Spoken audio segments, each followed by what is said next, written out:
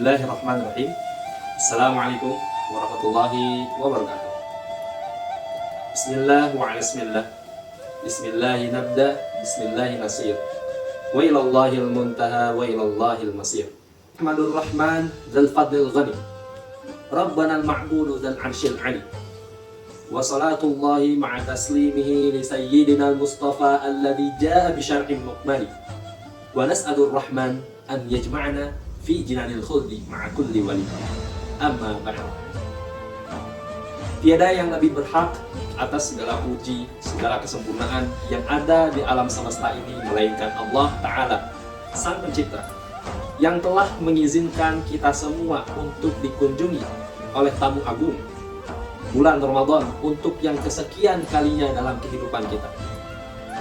Salawat serta salam semoga tetap tercurah limpahkan kepada Habibana wa Nabiyana Muhammad sallallahu alaihi wasallam, yang mana beliau telah menyampaikan, telah mengekalkan satu ajaran yang dengan ajaran itu terjaga nilai-nilai kemanusiaan, nilai-nilai sosial yang membuat kita selamat di dunia dan di akhirat. Saum, sebagaimana yang kita tahu, merupakan suatu ibadah mahdhah, ibadah yang berkorelasi langsung dengan Allah Ta'ala, dengan hambanya. Saum juga merupakan ibadah yang spesial. Saking spesialnya, saum merupakan satu ibadah yang langsung dinisbahkan kepada Allah dan langsung diganjar oleh Allah seketika, sebagaimana yang dinyatakan dalam hadis qudsi. Berdasarkan uraian tersebut, kita menjadi tahu bahwasanya saum itu memperkuat aspek hablum minallahnya kita. Bagaimana kita menguatkan relasi kita sebagai hamba kepada Allah sebagai pencipta. Namun, tak luput pula dalam sisi yang lain bahwasanya saum itu menguatkan aspek hablum minan nas.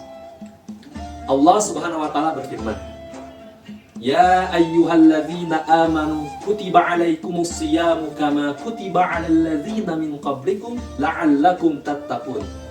Wahai orang-orang yang beriman, sesungguhnya telah ditetapkan kepada kalian kewajiban untuk melaksanakan saum sebagaimana yang telah ditetapkan kepada orang-orang umat-umat sebelum kalian, supaya kalian bisa menjadi orang-orang yang bertakwa. Kalimat la'allakum tattaqun dalam ayat tadi datang untuk menjelaskan hikmah disyariatkannya saum.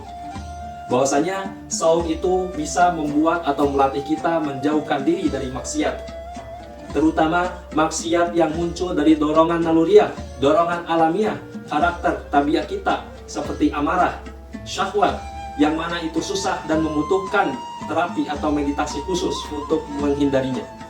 Berbeda halnya dengan maksiat yang bisa kita tinggalkan dengan berpikir terkait perintah dan larangan dan ancaman yang ada dalam Al-Quran dan As-Sunnah, seperti mencuri. Karena mencuri, kadangkala orang berhenti setelah memikirkan konsekuensi dalam syariat yang muncul terkait mencuri tersebut. Hikmah yang kedua terkait adanya atau disyariatkannya saum itu adalah kita bisa menjauhkan nilai-nilai atau sifat-sifat hewani kita. Ya, layaknya tadi, amarah dan syahwat, bahkan menekannya, dan kita menekan atau melatih kita supaya kita terbiasa dengan sifat-sifat keilahian yang luhur, layaknya sabar, peka sosial, dan saling mengasihi satu sama lain.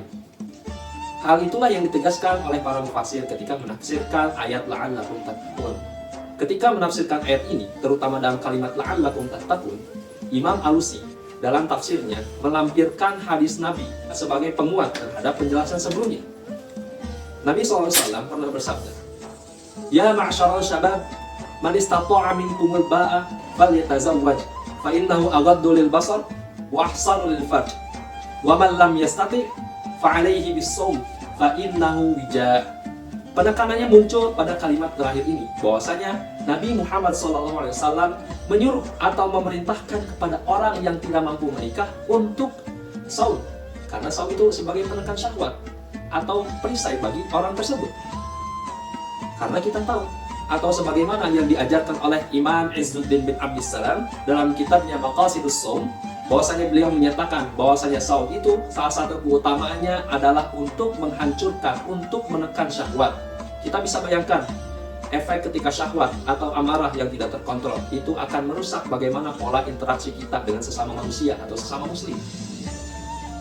Terkhusus kadangkala ketika laki-laki yang tidak menjaga pandangannya Atau misal laki-laki yang sering melakukan pelecehan atau semacam catcalling dan sebagainya, ketika dia tidak bisa mengendalikan syahwatnya, dan seakan-akan ketika pelecehan itu terjadi, yang menjadi korban itu malah seakan dituntut untuk bertanggung jawab atas semua apa yang terjadi pada dirinya.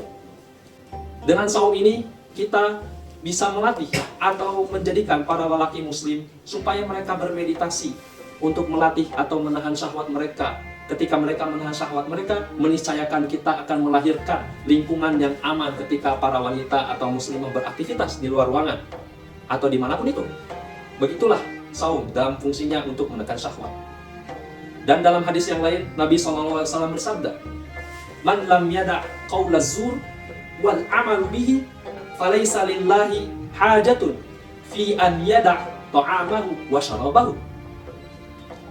Barang siapa yang tidak bisa meninggalkan perbuatan bohong atau perbuatan dengan perkataan-perkataan yang dustanya tadi, sungguh Allah tidak memiliki atau tidak butuh terhadap usahanya dia untuk menahan lapar dan dahaganya. Hadis ini merupakan penekanan yang sangat kuat, yang sangat keras, bahwasanya ketika seorang muslim saat melaksanakan saum masih tidak bisa menjaga apa yang keluar dari lisannya, atau tidak bisa menjaga apa yang dilakukan oleh anggota tubuhnya, sehingga kawan-kawannya atau sesama muslim manusia tidak merasa aman darinya, maka saumnya itu dinyatakan sia-sia, tidak bernilai di hadapan Allah. Jangankan untuk tidak diberi ganjaran, bahkan laparnya, dahaganya pun itu sama sekali tidak dipandang oleh Allah Ta'ala. Dari semua uraian tadi, baik itu dari keutamaan saum atau adab saum yang terakhir, yaitu menjaga lisan dan perbuatan tubuh dari menyakiti sesama muslim, itu semua yang diajarkan saum, kita dapat menarik benang merah kesimpulan bahwasanya saum itu tidak hanya fokus membenahi aspek hubungan kita dengan Allah semata, namun saum juga mempunyai aspek yang dimana dia bisa melatih kita untuk memperhatikan hablun minan nas. Ini merupakan bantahan terhadap Islam atau agama itu hanya agama yang mementingkan urusan akhirat saja, padahal kenyataannya tidak demikian. Karena Islam sendiri sangat memerhatikan bagaimana umatnya menjalankan aspek sosial. Karenanya muslim itu tidak cukup hanya takwa secara individual, yaitu hubungannya dengan Tuhannya, tapi juga dia perlu untuk peka sosial, takwa dalam bermuamalah dan berinteraksi dengan sesama manusia. Semoga dengan adanya Ramadan kali ini bisa menjadi ajang latihan atau meditasi kita menjadi muslim yang lebih peka sosial dan takwa. Dan demikian harapannya, dan demikian pula yang dapat saya sampaikan dalam kesempatan kali ini. Nasrun minallah wa fathun qarib wa basyiril mu'minin. Wassalamualaikum warahmatullahi wabarakatuh.